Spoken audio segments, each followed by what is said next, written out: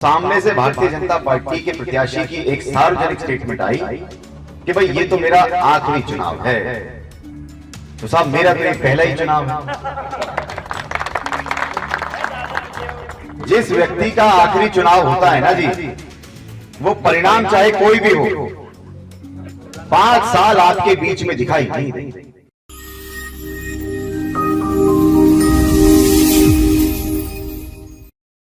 हरियाणा विधानसभा चुनावों के लिए तमाम प्रत्याशी अपने अपनी विधानसभा क्षेत्रों में जा रहे हैं और जनता से वोट मांग रहे हैं। इस दौरान नेता एक दूसरे पर वार भी कर रहे हैं और बता रहे हैं कि पिछली बार की सरकार ने किस तरह से उनके इलाके में विकास नहीं कराया है। आपको इस खबर में दिखाएंगे कि कैसे अब कांग्रेस के प्रत्याशी बीजेपी पर हावी होने लगे हैं। नमस्कार, मैं हूं सुनील यादव और आप देख रहे हैं गुरुग्राम न्यूज। हरियाणा विधानसभा चुनाव का प्रचार जोर शोर से चल रहा है। तमाम प्रत्याशी अपनी अपनी जनता को लुभाने में जुटे हुए हैं। गुरुग्राम की सबसे बड़ी विधानसभा बादशाहपुर विधानसभा के कांग्रेस के प्रत्याशी वर्धन यादव ने आज गुरुग्राम के धानावास गांव में चुनाव प्रचार अभियान किया अपना। वहां पर जब वो पहुंचे तो लोगों ने डीजे बजाकर, ढोल नगाड़े बजाकर, इसके अलावा आतिशबाजी करके उनका स्वागत किया।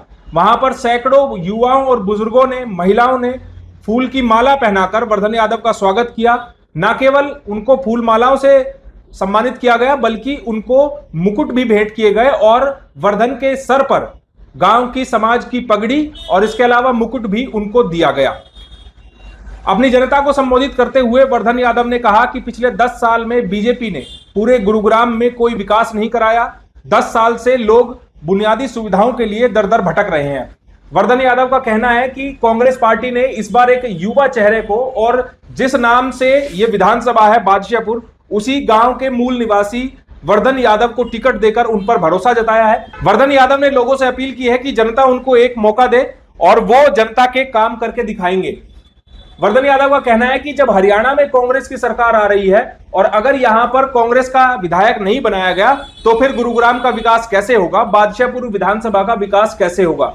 वर्धन यादव ने बीजेपी पर निशाना साधते हुए कहा कि पिछले 10 सालों से हरियाणा में बीजेपी की सरकार है, लेकिन बीजेपी ने ना गुरुग्राम में कोई सरकारी स्कूल बनाया, ना सरकारी यूनिवर्सिटी बनवाई, ना बस स्टैंड है, ना अस्पताल है। आखिरकार बीजेपी का ये कैसा विकास है।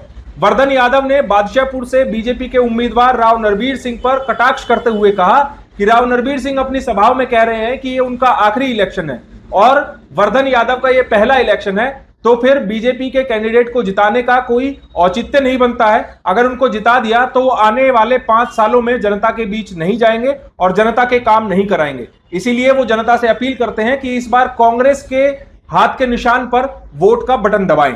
बुजुर्गों, नौजवान साथियों, आदरणीय वेद प्रकाश जी हमारे बीच में हैं। अभी बता रहे थे कि जितना मान सम्मान प्यार मुझे मिल रहा है, आज प्रचार का केवल 6ठा दिन है। 5 दिन हुए हैं प्रचार की शुरुआत किए हुए।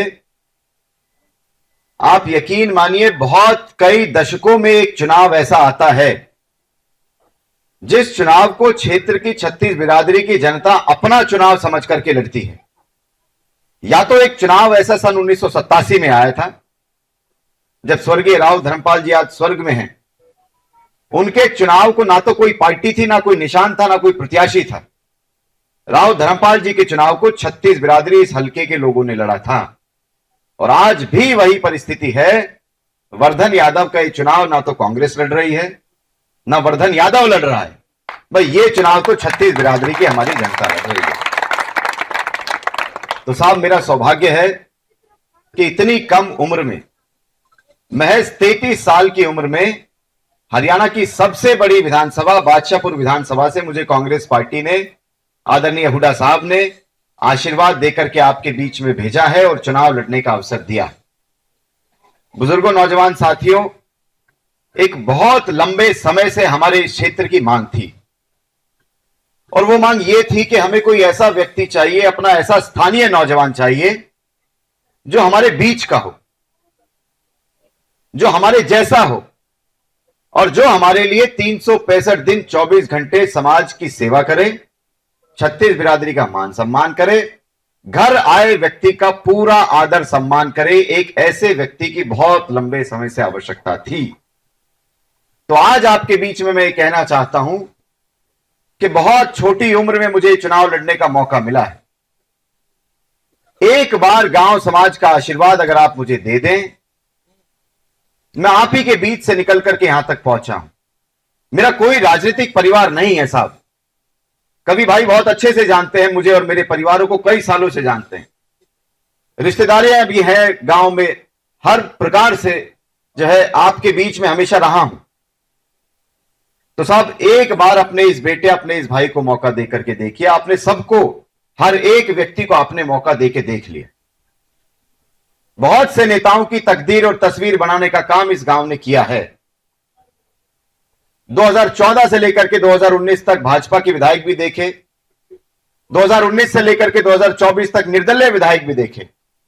तो भाई अब जो माहौल है पूरे प्रदेश में, जितना उत्साह, जोश और उमंग कांग्रेस पार्टी के प्रति है लोगों का, तो साहब इसमें कोई संकोच नहीं है।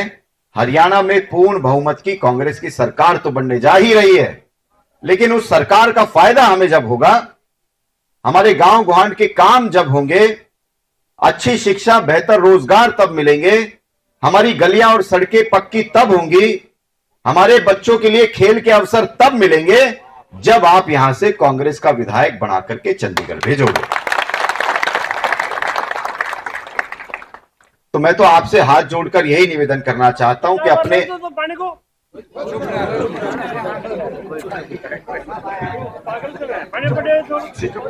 देखो साहब, ये तो आपका आशीर्वाद है जो आज 5 दिन के प्रचार में ही पूरे हलके में एक आवाज चली गई। जो आप ये बात कह रहे हैं ना साहब, पूरे हलके में यही आवाज है कि भाई बहुत बढ़िया चुनाव चल रहा है। अति आत्मविश्वास में मैं नहीं आऊंगा, मेहनत को आखिरी दम तक करूंगा, और जब तक वोटिंग ही नहीं, जब तक काउंटिंग पूरी ना हो जाए और डीसी के हाथ से सर्टिफिकेट लेकर के ना निकल जाऊं, तब तक पूरे आत्मविश्वास में हूं मैं। चुनाव जीत कर ही रहेंगे, जीत कर रहेंगे इस चुनाव को। तो साहब ये जो हमारे गुड़गांव जिला है, इस गुड़गांव जिले को 10 साल की भाजपा की सरकार ने कुछ नहीं दिया। 10 साल की भारतीय जनता पार्टी की सरकार ने हमारे इस जिले के साथ सबसे ज्यादा दुर्व्यवहार, सबसे ज्यादा भेदभाव अगर किसी के साथ हुआ है पूरे हरियाणा में, तो हमारे इस गुड़गांव जिले के साथ हुआ है साहब। दोनों बार भारतीय जनता पार्टी की सरकार यहां से बनी, 2014 में भी बनी, 2019 में भी बनी। लेकिन दुर्भाग्य है कि एक भी सरकारी अस्पताल ये नहीं बना पाए, एक भी सरकारी विश्वविद्यालय नहीं बना पाए। 8 साल से काकरोला में काम चल रहा है, अभी तक खत्म नहीं हो पाया सर। उसकी क्लासेस भी गुड़गांव यूनिवर्सिटी में लगती है। 10 साल जो हुड्डा साहब के सरकार में हम मेट्रो लेकर के आए थे, 1 इंच भी, 1 पिलर भी उस मेट्रो का ये नहीं बढ़ा पाया।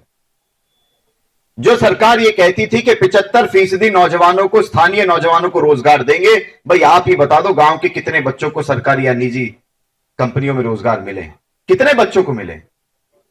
तो ना शिक्षा है, ना स्वास्थ्य है, ना सड़क है, ना परिवहन है, ना रोजगार है, और ना ही कोई खेल की व्यवस्थाएं हैं। तो साहब एक नौजवान होने के नाते मैं एक नौजवान की परेशानियों को समझता हूं। मुझे पता है कि एक शिक्षा का कितना महत्व है।